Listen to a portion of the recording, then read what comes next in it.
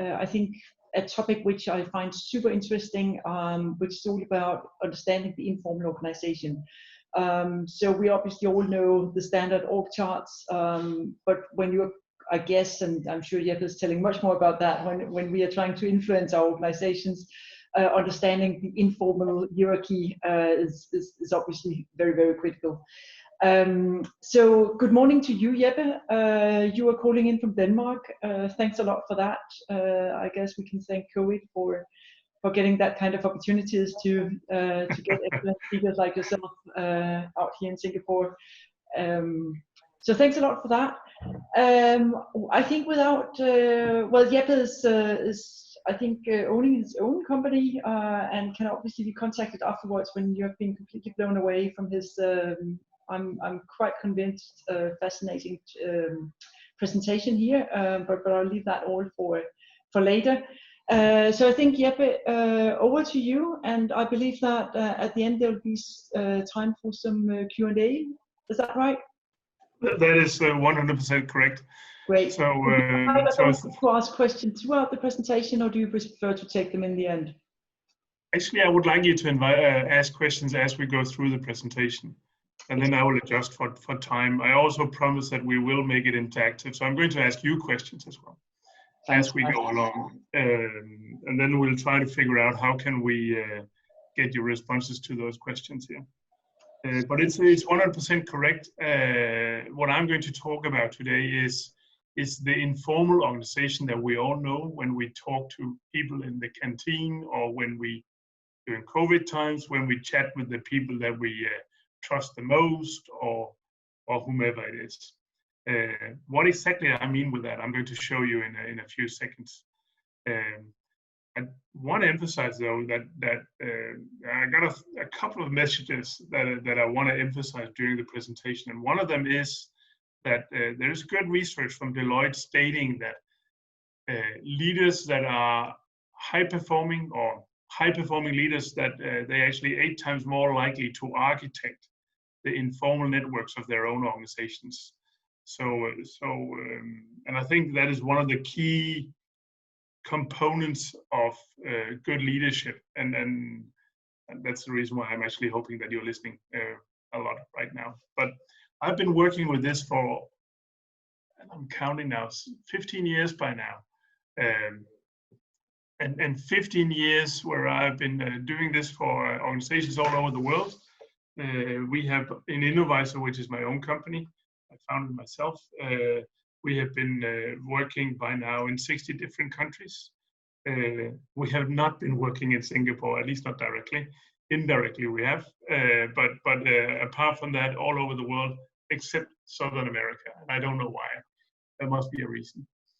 I have an executive MBA from Henley Business School. I actually took my MBA together with Asger, who is in the group, way back. So that's a long time ago. Although we both look young, it's a long time ago, right, Asger?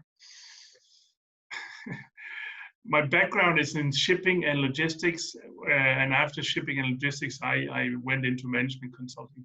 That's actually an important insight, because when you look at shipping networks or logistic networks,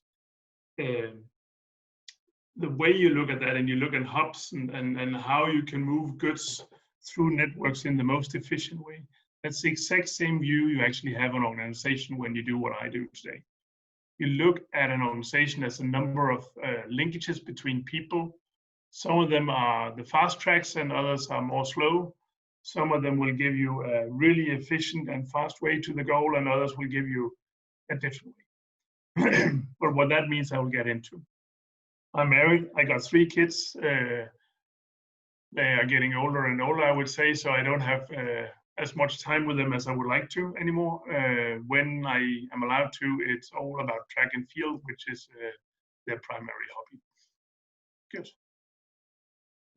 So like I said, I've been working on this for 15 years, and during that time, we've been happy or lucky or whatever, actually to be featured in a number of different magazines and books and articles. I'm sure some of you are familiar with Lean In, the book that was written by the CEO of Facebook, Sheryl Sandberg. I was not aware that we were in that book. But somewhere in the middle of the book, she actually mentioned some of our research on gender. And I want to emphasize, what is it that we actually learned on gender? So on gender, we learned, and we probably know it, all of us, we actually noted that when we looked at collaborative networks inside organizations, then men were 40% more likely to collaborate with men, and women were 40% more likely to collaborate with women. It's not really surprising when you think about it, but just having the data stating the fact that that's actually the way it works in organizations is actually making a major difference. And Sheryl Sandberg apparently found that as interesting, so she wanted to include it in her book. Enough about that. This is a bragging slide, so I'll just go on. So what is it that I mean with people working in networks? Well, I can tell you, people, when they work today, they're not really following the organizational structures. They go their own ways. They work with people they trust. They work with people they care. They work with people in projects. They work with people in short-term assignments. And they work less within their teams, their own teams, their core teams. And as you can see in the numbers here, that has been a dramatic transformation over the last 15 years. It was 10% that worked primarily outside their own team in 2005. In 2015, it was 90%. I'm not sure where we are today. I think COVID has actually turned this back a bit. I don't have the numbers for that, but my own feeling right now is that COVID has made the team more important again. But no matter what, at least it's evident that the way we work has been changing dramatically since 2005. And we need to understand that. We cannot organize our work through the hierarchy or through the normal leadership structures. And that's what some leaders have realized. And Deloitte released some research here recently where they actually said that high-performing leaders are 8 times more likely to architect organization networks. When they architect organization networks, it's not that they build a new matrix structure or that they build new business units or whatever. It's actually about them actually finding out how to connect the right people to each other for the right purposes and at the right time. That sounds like really, really simple, but it's not as simple as it sounds like, because how do you find those right people? And how do you know what to connect them on? And how do you know when the right time is? And that's where the leadership comes into place. I'm just warming up, but just remember you can ask questions if you have anyone. Good, so because that's what I'm going to talk about today, is really that in those informal networks that I just talked about before, we have 3% of the people on average that shape the perception of up to 90% of their colleagues. And when I talk about those 3%, it's important to emphasize it's 3% of the employees. Remember those 3%, right? If one of them leaves, then people in their immediate network, so people that are closely connected to them, there's a scary 500% increase in their risk of actually leaving the company as well. So if one of those people that you really trust, they leave, then you're more likely to leave as well. Much more likely, actually. And then the last thing, so what has happened to those 3% during coronavirus? What has been happening in the informal networks? Because we've got some data on that as well. And then I think that is very interesting as well for you today, I hope. Good, so those 3 things I'm going to talk about, and you can ask questions as we go along. So what is it I mean with networks? Well, networks is when we talk to each other in the organization. We ask each other questions, right? We ask each other, so can you help me? Where do I find information about this thing? How can I? And so forth. And I'm sure you're all familiar with that. These are the things you are normally, and I mean now prior to COVID, you would be asking these questions in the canteen or at the water cooler or wherever you were talking to people. It's where we make sense of things in those conversations, and we try to understand, because not everything is written down. So when we fulfill our work, we actually need to ask questions to find out how we do it. So, and what is this? It's all about conversations, really. It's where people communicate with each other. And why is that happy? Well, it's actually because when we have these conversations, then we actually influence each other, we impact each other. That's where we build up our perceptions, where we build our emotions and so forth. And the numbers I've shared on this screen here, what does that mean? That means when I get into the office, or when people that are impacted by me, if they see me and I'm extremely happy when I get into the office, for example, and I still have the opportunity to get into the office now here in Denmark. So when I get into the office, there's a 50, and I'm extremely happy, there's a 50% higher likelihood that the persons or people that are influenced by me, that they will also be happy. There's even an influence in the second degree. So people that are influenced by me, they also influence other people. And their connections, they're going to be 10. But there's a 10% higher likelihood that they will also be happy. And then even in the third degree, there's an influence that they will be 6% happier. If I just get into the office and I'm extremely happy from the morning, right? So if that doesn't tell you anything, it at least tells you there's always a good excuse for getting happy into the office. I mean, forget about your kids and your wife and whatever has been troubling you from the morning. Make sure you smile and are happy right from the beginning. So if I ask you now, and this is a quick question here for the chat function, how do you think the percentages are if I was extremely grumpy in the morning? What would the numbers be? Would it be higher or lower? Can I ask you to write that in the chat function? If there is a chat function, I'm actually not sure if there is one. Pernille, can you help me with reading what people are writing? Yes, let me do that. So somebody is saying probably higher. Seems there's a consensus around higher. Mm-hmm. Negative and accelerating towards even lower. Yeah, so I guess that's also higher. Lower by the same percentage. Yeah, it's the fun thing here is, and I think that's a good thing for mankind, it's actually only about half. So they actually lower. I think it's 7 or 8% for the first one, and then 4, and then 2. And you can ask yourself, so why is it that being grumpy is less contagious than being happy? And I think it has to do with, I mean, and then this is human as well, right? If you face a person that is really grumpy, right? You're actually trying to avoid them. You're trying to get away from them. So you turn your back on them and move to somewhere else where it's more fun to be. So a positive thing here.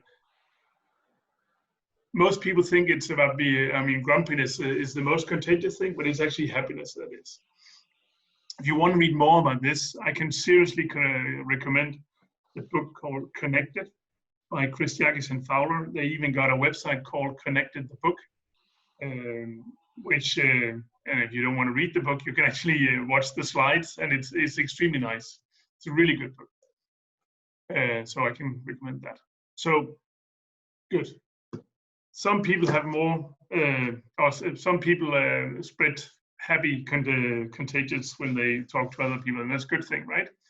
The other thing is that when we talk to our friends, right, or the people in the office, we make up our own truth when we discuss with them. So we might not know what we mean about a topic before we actually talk to other people, but it's in those conversations when we start to kind of make up our own positions. That's where it happens. And this is not something that is new. Again, David Hume, the English philosopher, I think he said this more than 200 years ago. So not really surprising again. We all know this. When we want to figure out what to do, which restaurant we want to go to or whatever, we talk to our friends and we listen to their advice, and then we make up our mind. The interesting part, though, is that in those conversations, there are some few people that have more power than others. Again, we probably know that from our friends again. If we want to know what restaurant to go to, we know what friend we want to talk to. Which person do we know who we trust the most on that topic? If we want to know something about sports, there's probably another person we want to talk to. Or if you want to know about traveling, then there's another person that is the most important person to talk to. Because networks, they have different people that are important depending on what the topic is. So just because you're the most powerful person in a collaboration network inside your organization, it doesn't mean that you're the most powerful person inside the friendship network in the organization. Any questions so far? No. Okay, we go. Yes, I have a question, Jeppe. I was just wondering, now you say that the most powerful person obviously doesn't know everything about everything. Yet sometimes when you're talking to like high-level people, professors or CEOs and so on, not least doctors, medical doctors, they seem to have a tendency of believing themselves that they know everything. Yes. So do you have some reflections on how does that mismatch the fact that they are showing that they believe themselves that they know everything?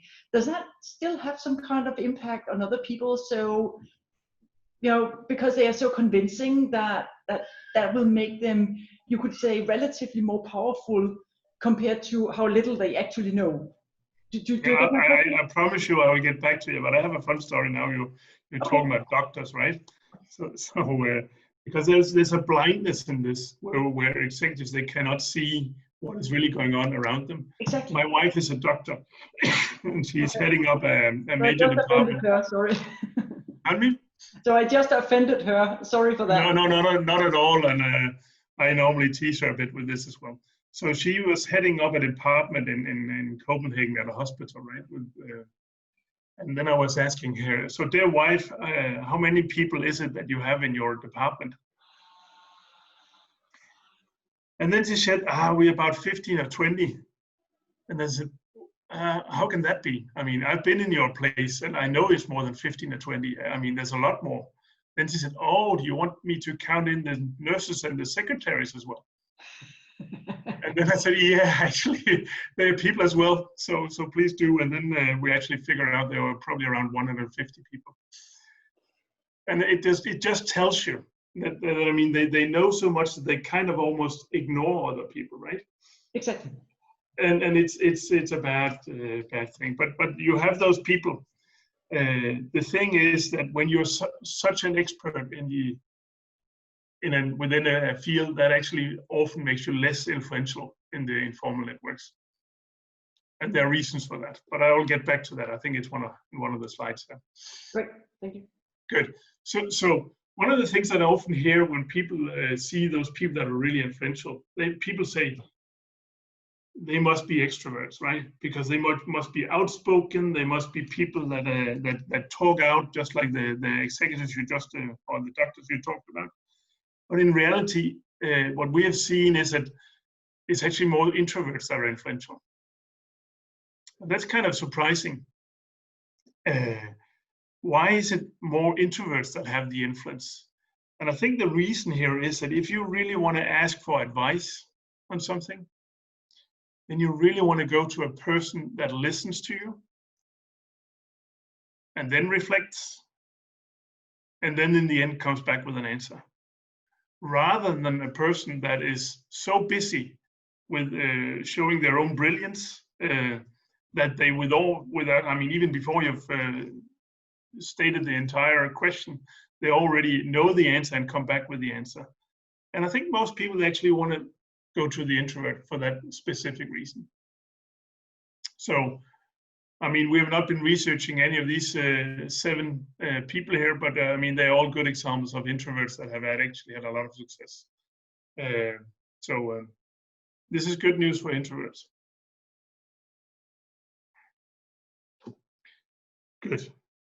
We're still in the basics here, right? So when we talk about networks, I mean, how people relate to each other, if we're in a small group of people, it's pretty easy to overlook how people are relating to each other. And it's pretty easy to see, so who is it that has the influence in this group on a specific topic.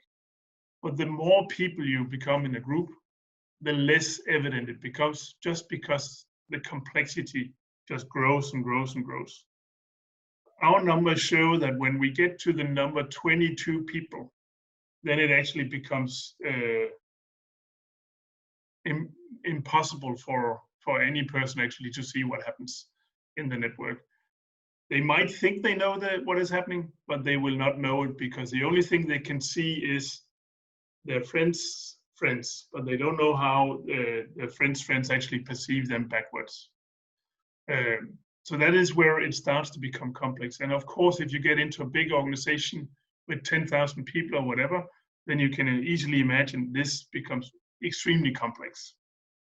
There's a formula for this, and it's n times n minus 1 divided by 2, and that's the number of lines in a network like that. And I don't have a calculator that can calculate that for 10,000 people, but it's a big number. Good. So networks become more complex the more people we add, and most organizations actually have, what do I know? In your organizations, probably 100, 200, 500 people, maybe even more. And then that is the reason why executives have a hard time of grasping their networks. So what is it we do? Well, normally when we structure our organizations, we try to structure them with formal org charts, or with teams and units and business areas. Maybe we have affiliates in Singapore or what have you, right? And we build that structure up. And then we put some people in charge that will be leading this. It's typically, leaders, they've been in the company for some time, and then they get hired in to do this role. And they all lead the people underneath them, and they then are located within their team in the org chart. The trouble is, like this research from CEB I was mentioning before, people are not really just working within their own team, they actually work much more across. So this tool, the organizational chart, doesn't really help you when you want to lead or drive changes forward. So what you do instead is that you try to understand, how are people really interacting with each other? How are they collaborating with each other? Who is it that they go to for help and advice? Who is it that could make them more effective if they could collaborate more with that person? Or where would they go if they wanted to stretch their own thinking? So those types of questions, where people point to people, peer to peer, that suddenly makes up a diagram like the one you see to the right. And when you see that diagram, which is now an organization network, you see a different type of information. So you don't see the formal structures, you actually see the informal structures. And I'm pretty sure that if you look at that picture over there, and I ask you, and remember the leaders were squares, and if I ask you, so how is the leadership team doing? Then you would probably say, well, they're not connecting so well. And if I asked you about the CEO or the top leader, how is the top leader connecting to the organization? Maybe not so well, right? If you actually count, you can see how many people or connections would that person have to go through to get over there to the leader in the white section.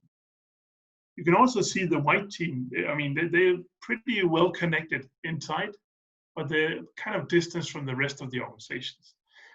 And there could be several reasons for that. It could be that it was a unit sitting in a different location. It could be that they were sitting in a different country. It could also be that they have just been acquired. Or maybe they just dislike everybody else in the organization. So a lot of insights to be gained from this. You can also see people in the periphery. That's not something we normally dwell on, because, just because you're sitting in the periphery of the network in your own organization doesn't mean that you cannot carry an external role and you're very well connected to your outside stakeholders. You can also, if I ask you, who would you involve if you wanted to drive a change program? You would probably be looking to, and I'm not sure if you can see what I'm pointing to in the screen, but there's an orange circle here at the bottom. You would probably pick that person. You would probably also pick someone over here in the white unit. one of the more connected ones, and you would probably pick either this person or this person in the upper left corner. Because those people are well connected. And it almost gives you intuitive sense. If you can get those people that are well connected on board with any kind of change program, then you have an easier time forward when you go forward.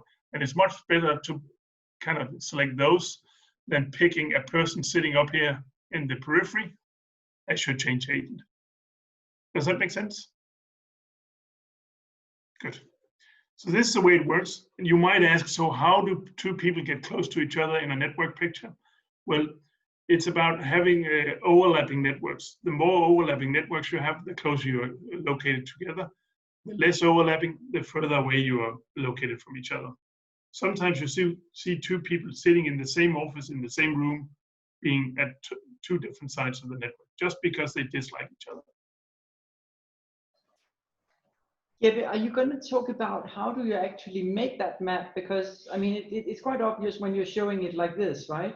But knowing who knows each other and so on requires a quite in-depth insight to the organization. And I would say, for instance, on this chart, if we take the leader, I would be surprised if the leader realized that this is how the organization looks like. Because yeah, he doesn't talk to anybody. I would say humble leaders sometimes realize it, and then you have less humble leaders that don't realize it. But it is about peer-to-peer identification. So I would need to ask you, Pernille, who is it that you connect to? And then we have different types of questions like who could make you more effective? I mean, who you will have your own perception of that. Yeah. Or who would you go to for help and advice, or who energizes you at your daily work, or whatever. I actually show a couple of examples on that a few seconds later, or in a couple of slides. So, but this is the basics. So here comes another exercise, because this is important here. So what can keep two people from connecting to each other? And maybe if you can just use the chat function again, and I'll give you some obvious ones. You're not sitting in the same office, or you're sitting in two different time zones. But what else can keep two people from connecting to each other? And will you read it up again, Pernille? Yes. As soon as anybody comes up with something. My initial answer would be simply that they have a perception that they don't like each other because they may have never spoken to each other. Yeah, or maybe they don't know each other. Exactly. No work in common.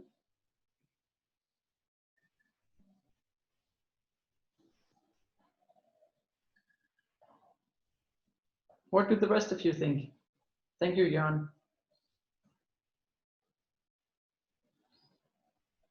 Different personalities? Yes. Language? One.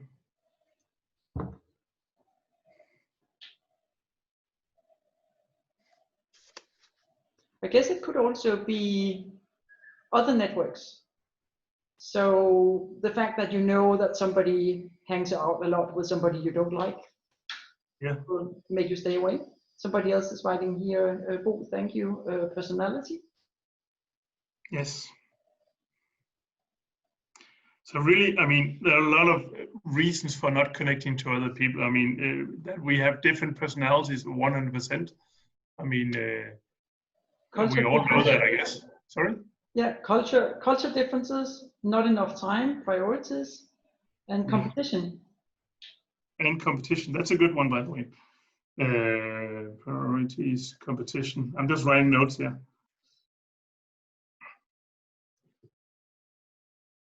Yeah, so we are competing. There's actually no place. I mean, the team that has the most competition in our data always is the leadership team, where they kind of keep to themselves because they're competing for probably for the same position a bit higher up in the hierarchy. So that's a good one. Different priorities. Yeah, you don't have the time, or you have different priorities, so there's no reason for connecting to each other. Or maybe you don't even know that the other person could make you more effective, right? So why spend the time on it? Different cultures, certainly. Different religions, different languages, different personalities. We dislike each other. Maybe we have a past experience where we kind of had a conflict and then we don't want to talk to each other anymore. I mean, there's so many excuses for not connecting to each other. And that actually takes place in organizations every single time. People kind of sit with these excuses in their mind for not talking to the other people. And they need a really good excuse for talking to other people. And that's where the leadership architecting comes into place. And you need to understand, so what is it that make people connect to each other? And here comes the next one. So this is like a classic 2x2, right? So I'm a consultant by training, so I know that I need to draw a 2x2 on the board here. And what you have here is unsympathetic to the left, sympathetic to the right, competent at the top, and less competent at the bottom. And this is now your perception of every colleague you have in the office here, right?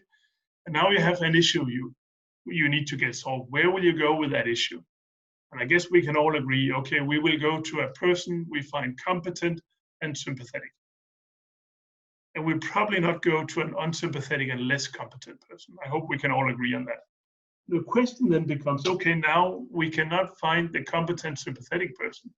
So we have the choice between the unsympathetic and competent person and the sympathetic less competent person. We need to pick either one. Which one would you pick? And you're allowed to write that in the chat function again.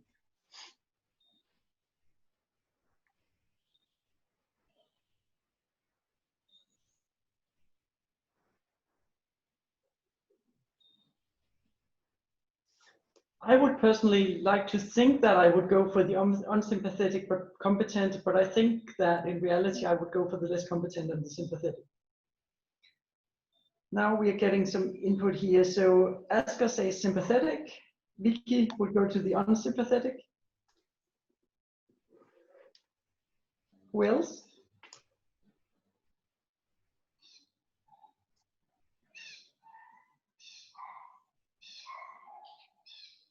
Good. So I got numbers on this one. Oh, here's a detailed one. Depends where I perceive highest chance of success. That's a more nuanced one. Yeah.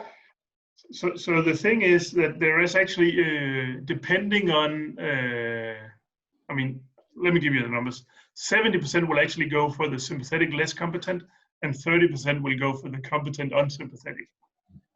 But just to add an extra insight to that, it's actually leaders that are normally going for number 3, or they say they will go for number 3, whereas employees point almost always to number 2. So this is actually what is going on in the organization, right? So who people collaborate with or interact with is more driven by sympathy than by competency, because we don't really want to be around those people that are kind of like jerks or whatever, right? We rather want to talk to a person that is kind of fun and energizing and sympathetic to be around. So this is one of the... has a good comment here, Jeppe, that it depends on whether she wants her thinking to be challenged. Exactly. So if the question was, where would you go to stretch your thinking? Then you would probably go to the unsympathetic but competent person. Yeah. But we actually have asked that question also in networks, and we can very easily see that people that are nominated for stretch thinking, so for innovation, for example, they almost always sit in the periphery of all the collaboration networks. They're known for being a bit annoying, but it will be those people you go to for stretching your thinking, if you are a person that actually goes in that direction, because it doesn't happen that often. Good. So just a takeaway here. Very often when you look at your employees, don't believe that they go for the competent just because that's what is most obvious. They will probably go for the sympathetic person. So when we try to find out, so who are those people in the upper right corner? I mean, people that both are perceived as sympathetic and competent, then we can draw curves that looks like this, and we find out that people actually are all pointing to the same people for these things. There are very few people that come out at the top. Most people are average, and then you got a long tail on the curve. What does I mean? Do I mean by that? Well, we have these few people that everybody's pointing to, because we just like them or because they're sympathetic, and we know through word of mouth maybe that they are the ones that can actually help us answer the question. When we ask our colleagues, who should I go to get help with this question, people tend to point in the same direction. Those people at the top influencers, as I call them, they're typically about 10 times as influential informally as the average employee. And then you have another 20% in the long tail that has no influence at all in the organization. Just think about that when you appoint a change agent next time. Are you really pointing to the right people? Or are you actually risking that you're pointing to those people at the long tail? Good. Yeah, but there's a question here from Heather Yes. asking whether this is the same across the cultural board. So she could see it being stronger in Asia than in Europe, for instance in Denmark. But do you see this regardless of culture? Yes, we do. I think it's important to emphasize that curve here is looking at employees only. So we've filtered out leaders. And in the same second you filter out leaders, it's the same curve. Good. So what do I mean with this here, or what is important here? Well, when we look at employee networks, and what you see there to the right is an employee network with 600 people, and they are sitting in 4 locations. It's probably pretty obvious there is a location sitting in the upper right corner. That location in the upper right corner is a recent acquisition. In the lower left corner, we have 3 other countries, including the headquarter.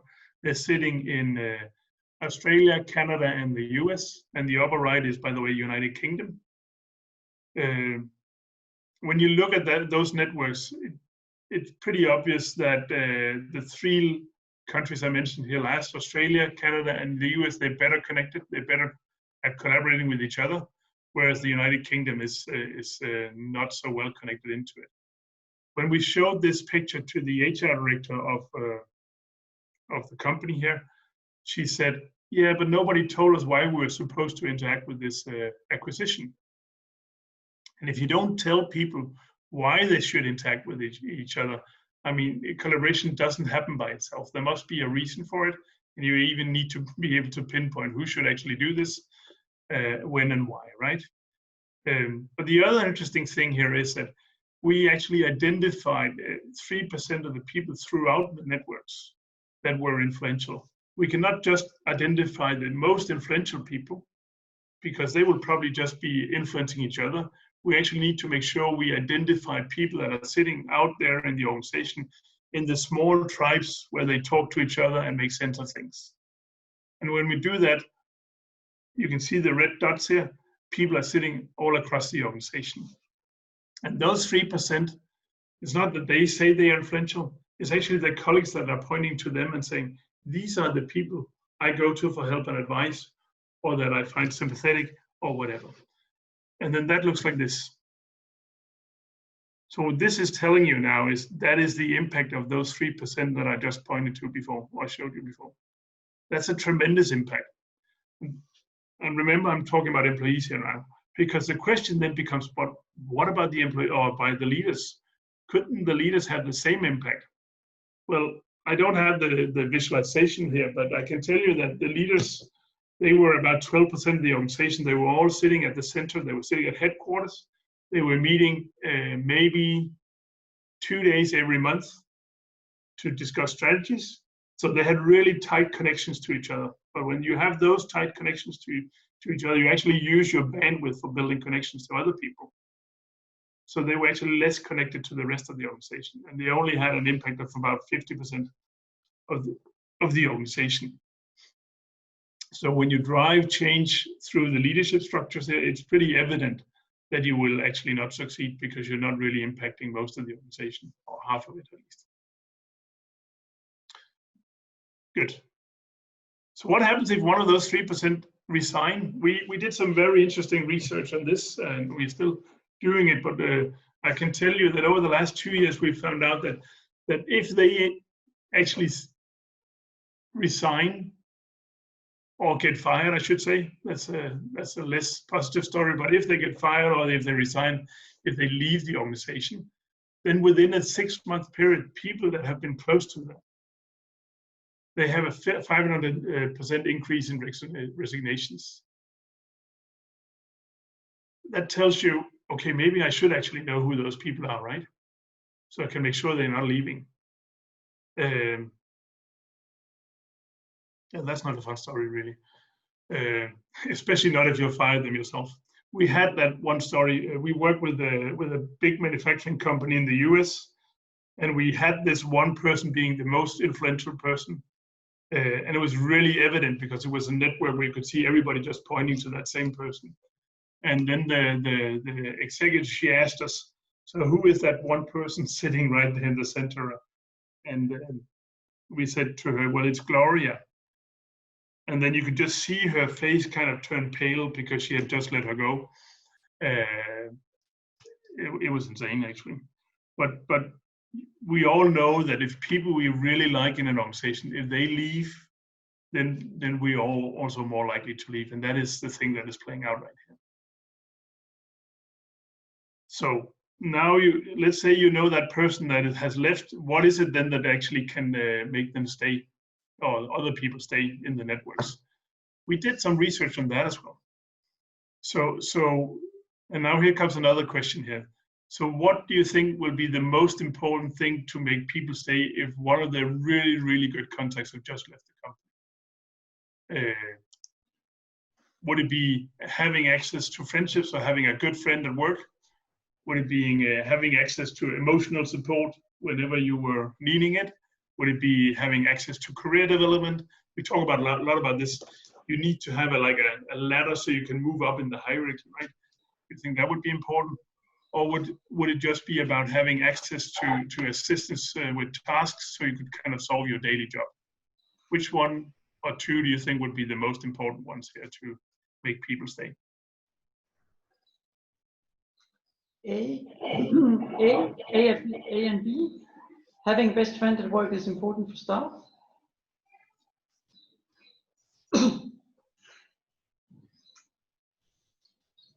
Any other ones? I think it's people specific, but probably B and C. I 100% agree. It's probably people specific, and I cannot claim that this is universal. It's from a couple of projects we have done, and what we've discovered here was that the two most important ones was actually A, so access to friendships, and then D, being able to just solve your daily job. Career development was the least important element. Good. So now we have COVID, right? And we all know that COVID is not always fun. So what do you think COVID has made those 3%? If you should put a word in here, what would you write here on this line? Important, says Heather.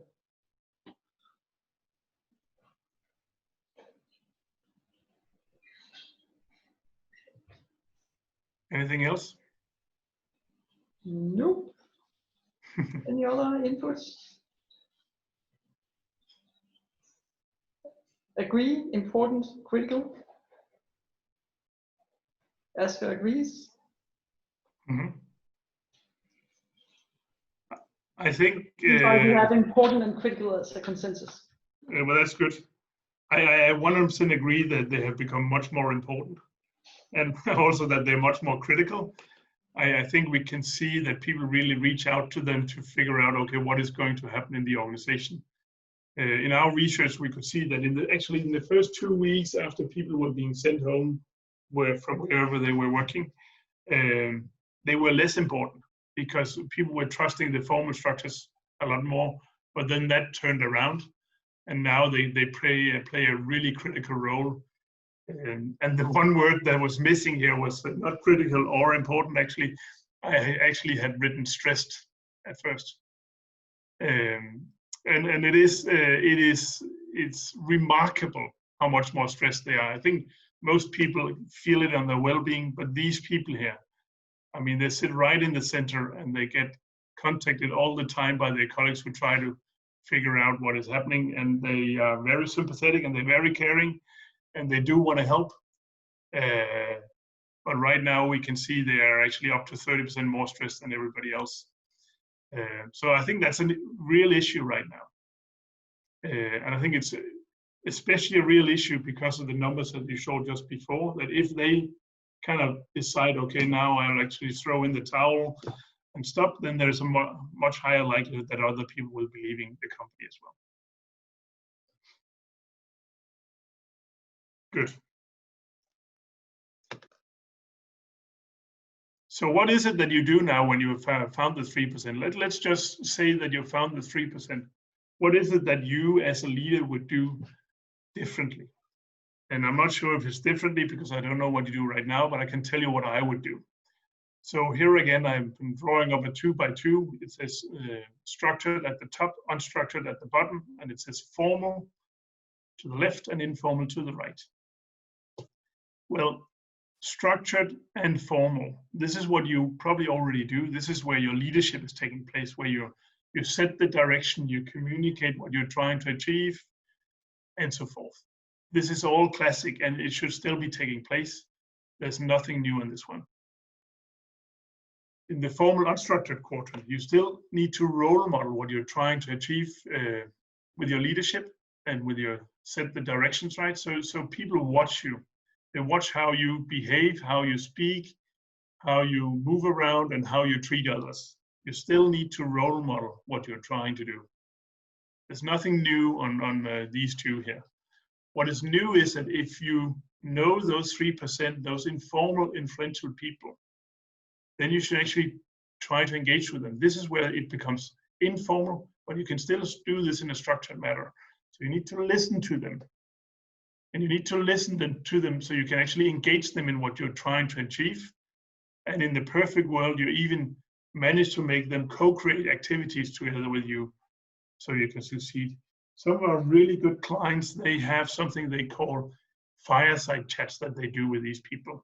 So they actually sit down and talk with them about what to do, when and why. In some cases, I mean, if they have a really influential person in each of their locations, they actually make sure that when they travel to a new location, the first person they meet in a new location is actually one of those very influential employees. And they ask them, so what should I know about this place? What are the critical issues that we face, before they even talk to the managers in the place. So fireside chats, conversations, discussions, making sure you're in a small group of people actually co-create activities and collaborate on the future.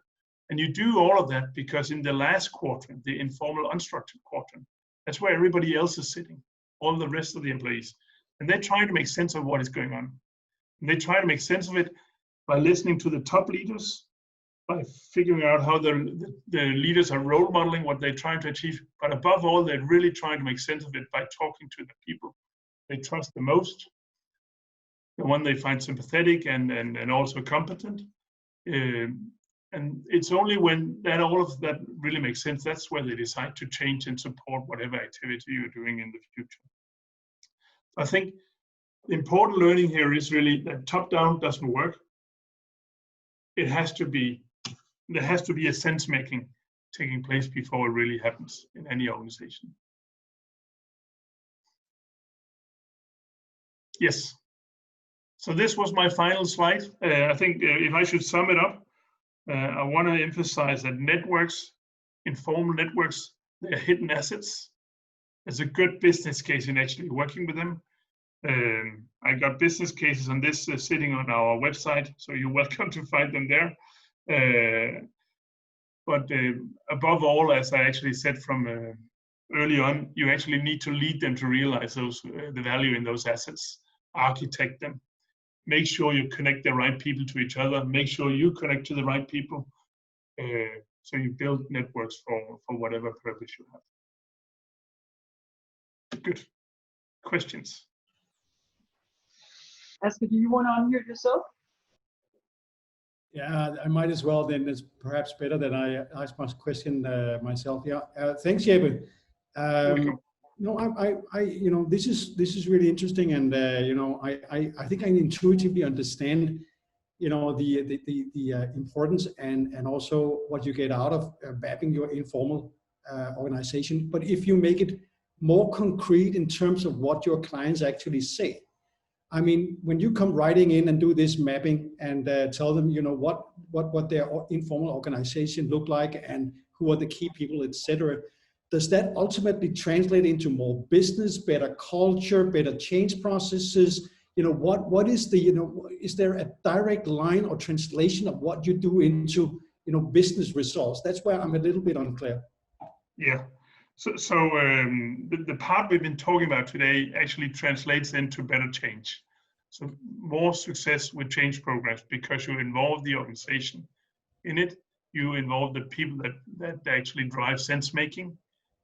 So it just goes faster.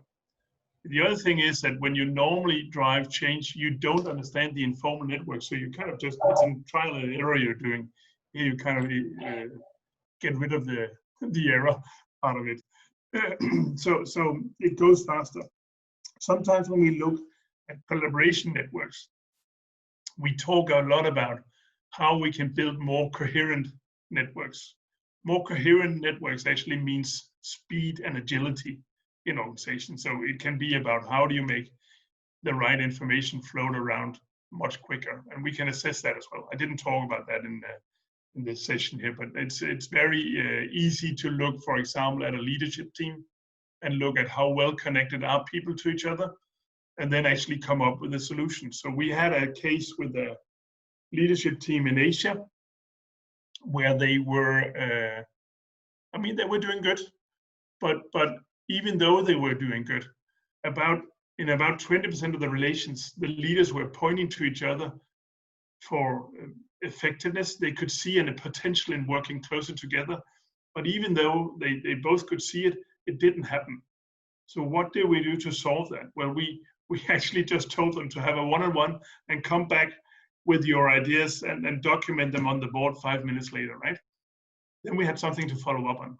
Another thing we did was that you also know when you have a leadership session like that, people get into the room and they look around and see, okay, so do I know anyone in this room? And then they sit together with the people that they already know. We actually disciplined that by making sure that they were seated together with people that they could have a benefit from working better together with.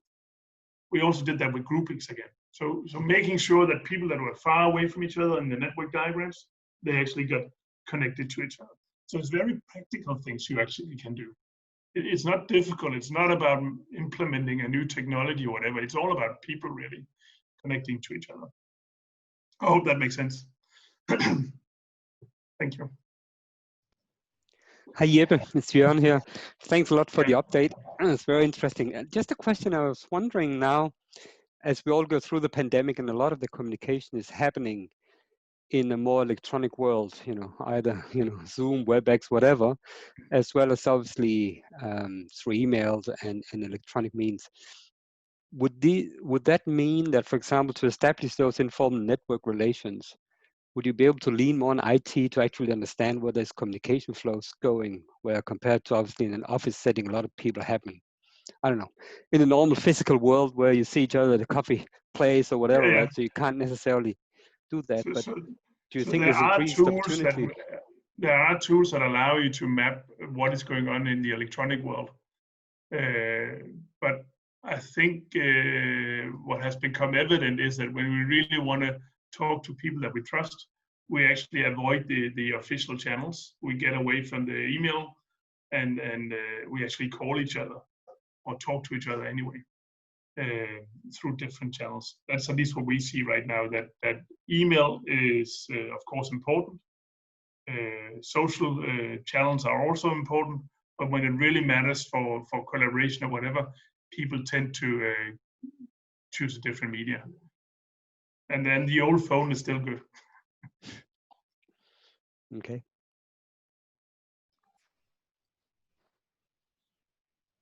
Any other questions? Sorry.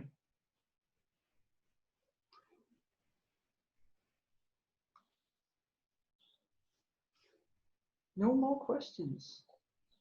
So yeah, and otherwise I can actually tell you that we have actually been looking at the overlap between the electronic communication networks and the informal networks where we do peer identification. There is a 30 to 35% overlap between those two.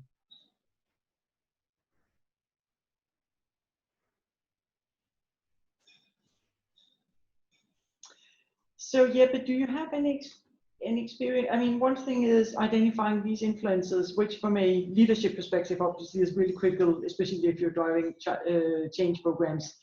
Yes. But for the individual employee who might be introvert or shy or whatever, what is the advice on, you know, getting a little bit more of that hidden asset in terms of developing a network, and linked to that as a leader, how would you think that we can encourage? I'm personally driving a change program for a bunch of finance people, and finance people are notoriously introvert.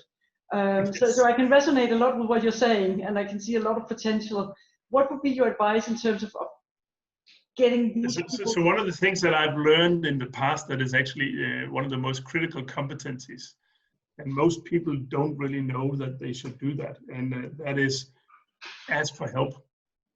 Let me give you an example. We worked with a research and development organization once, and just to figure out how things were playing out, we did some A and B testing. So we asked one group of the people